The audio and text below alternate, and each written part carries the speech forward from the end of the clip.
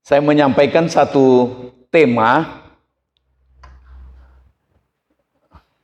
Ya, ini tema yang kita angkat pagi hari ini.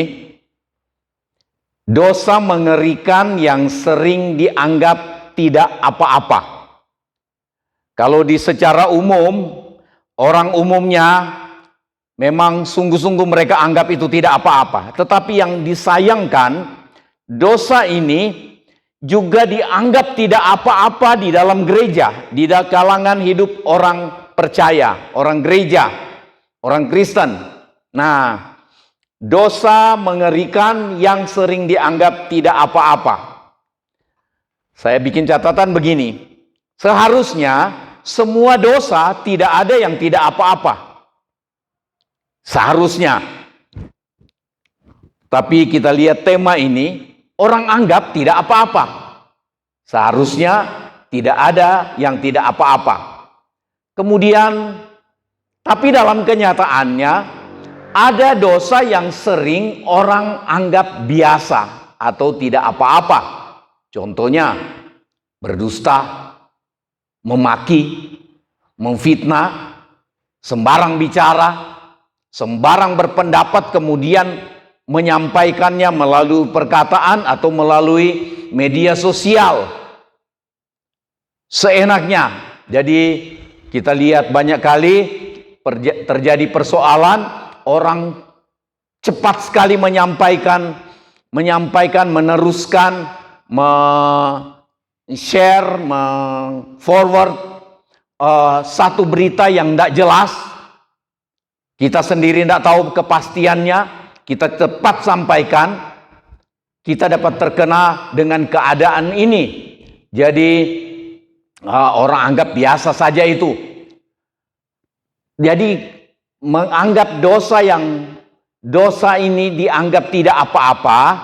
Hal ini menyebabkan orang tidak sadar sudah kehilangan keselamatan.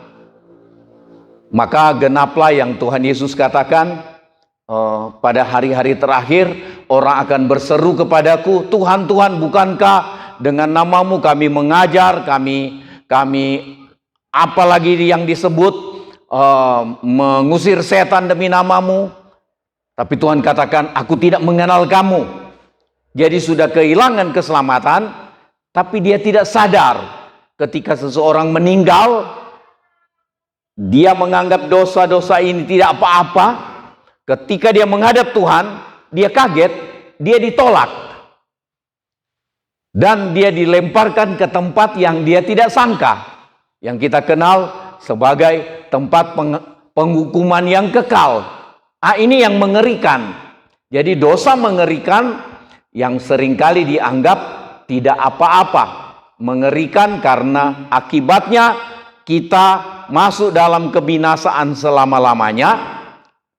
Dan kita tidak sangka, kita anggap kita selamat. Nah, kita lihat ini. Yang pertama, dosa mengerikan yang dianggap tidak apa-apa adalah mengucapkan perkataan yang sia-sia. Perkataan sia-sia, perkataan yang tidak berfaedah, perkataan yang merusak, perkataan yang merusak orang lain, juga merusak keselamatan kita, merusak iman kita. Itu perkataan yang sia-sia antara lain. Nah, kita lihat ayatnya. Matius 12 ayat 36 katakan, tetapi aku berkata kepadamu, setiap kata sia-sia atau kata yang tidak berguna yang diucapkan orang harus dipertanggungjawabkannya pada hari penghakiman.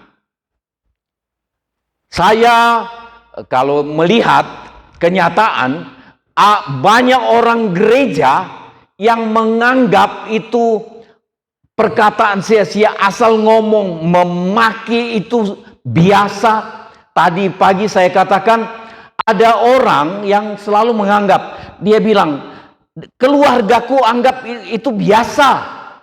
Ada istri yang nangis-nangis karena suaminya tiap kali telepon tolong cari sesuatu di laci meja, ketinggalan. Istrinya cari, tidak ketemu, padahal rupanya dia simpan di tempat lain. Kemudian dia mulai memaki. Suami ini mulai memaki. Istrinya nangis-nangis sambil nyari, tidak ketemu. Masih dimaki terus. Satu waktu ketemu kami, ngomong-ngomong, kami ngomong, terus istrinya cerita sambil nangis. Terus jawaban suaminya apa? Arab maklum, mengerti, karena di keluarga kami maki-maki itu biasa. Biasa bagi manusia, tidak biasa bagi Tuhan. Ini yang mengerikan. Tuhan tidak menghendaki kita begitu. Kita sedang diajar dengan undang-undang peraturan kerajaan sorga, yaitu firman Tuhan, supaya hidup kita ketika hidup di dunia ini berakhir, kita cocok untuk pergi tinggal di sorga. Tuhan mau kita menjadi orang yang diselamatkan, adalah orang yang berpindah dari hidup kegelapan, ngomong kotor biasa, ngomong jorok biasa, guyonan jorok biasa, maki biasa, bohong biasa. Tuhan ajar kita itu tidak jadi seperti biasa, tidak biasa.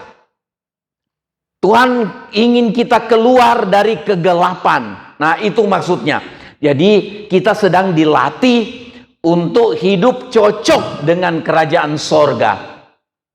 Tiap kali saya menikahkan orang, saya suka bilang itu.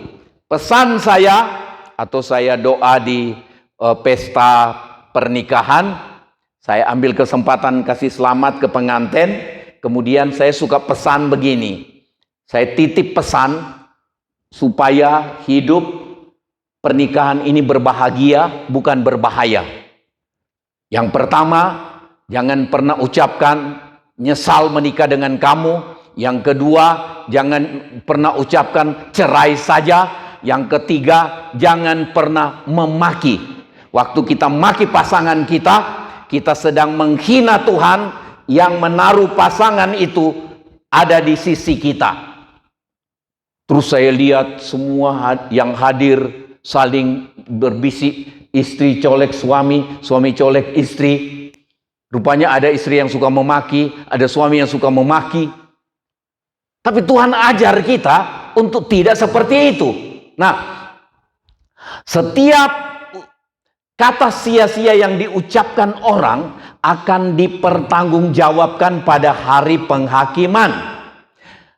Karena menurut ucapanmu engkau akan dibenarkan, dan menurut ucapanmu pula engkau akan dihukum. Ini yang mengerikan.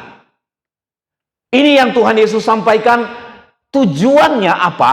Tujuan bukan untuk bikin kita hidup tertekan, tetapi tujuannya menjaga supaya hidup kita selama di dunia ini, hidup kita ini berhati-hati, supaya ketika hidup kita berakhir, hidup yang singkat ini berakhir, kita kembali, kita pulang dan dapat cocok untuk tinggal bersama-sama dengan Tuhan di dalam kerajaan sorga.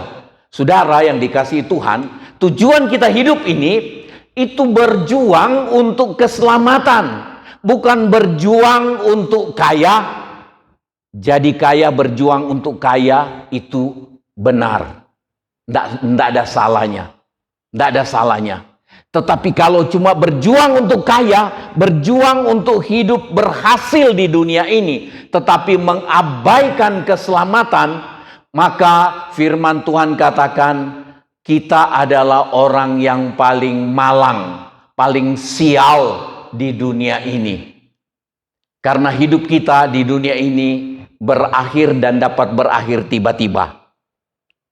Dapat berakhir tiba-tiba. Dan Tuhan ingin persiapkan kita supaya hidup kita ini ketika berakhir, kita memiliki kepastian untuk tinggal bersama-sama dengan Tuhan di dalam kerajaan sorga. Amin. Kita siapkan hidup kita untuk itu. Bukan untuk hal-hal yang lain. Yang jadi kaya boleh kita berjuang untuk kaya. Itu bagus. Karena dengan kekayaan pun kita bisa Tuhan pakai kita untuk memuliakan Tuhan. Nah, mengucapkan perkataan yang sia-sia akan dihakimi. Kita lihat ucapan sia-sia ini. Yakobus 1 ayat 26. Tidak mengekang lidah. Itu salah satu orang mengucapkan perkataan yang sia-sia. Jikalau ada seorang menganggap dirinya beribadah tetapi tidak mengekang lidahnya, ia menipu dirinya sendiri, maka sia-sialah ibadahnya. Ibadah kita bisa jadi sia-sia. Firman Tuhan bilang begini, katanya kamu harus beribadah kepada Tuhan Allahmu, maka aku akan memberkati roti makananmu, air minumanmu, dan penyakit dilalukan.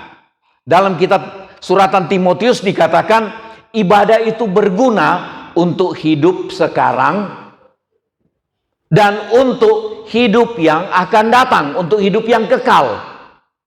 Ibadah itu berguna, tetapi rupanya ibadah itu dapat menjadi tidak berguna, artinya jadi sia-sia kalau kita beribadah rajin, berkorban juga rajin, tetapi tidak mengekang lidah.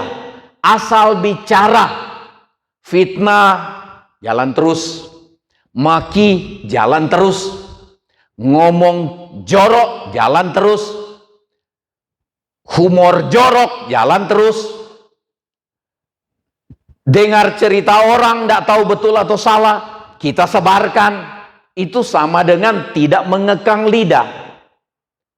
Sekarang bukan cuma orang dengar kita ngomong, tetapi orang baca apa yang sebenarnya kita mau ngomong, tapi kita pakai media sosial untuk menyebarkan cerita yang tidak jelas itu.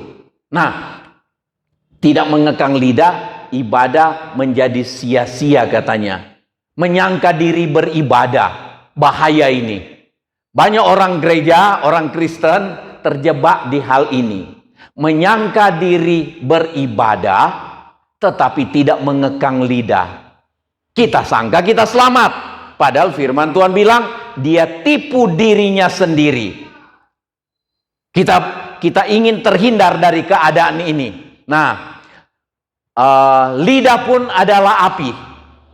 Ia merupakan suatu dunia kejahatan dan mengambil tempat di antara anggota-anggota tubuh kita sebagai sesuatu yang dapat menodai seluruh tubuh. Lidah yang tidak dikekang itu dapat menodai, menajiskan seluruh tubuh. Menodai seluruh tubuh, cuma lidah katanya. Kemudian dapat menodai seluruh tubuh dan menyalakan roda kehidupan kita, sehingga lidah itu sendiri dinyalakan oleh api neraka. Lidah dinyalakan oleh api neraka, itu bukan cuma lidah dicopot dari mulut kita, tetapi sudah sekalian dengan pemilik lidah itu yang dibakar ke dalam, dinyalakan oleh api neraka. Tuhan tahu kita terlalu gampang berdosa dan menjadi hidup kita ternoda oleh karena lidah. Itu sebabnya kita diperingatkan untuk mengekang lidah.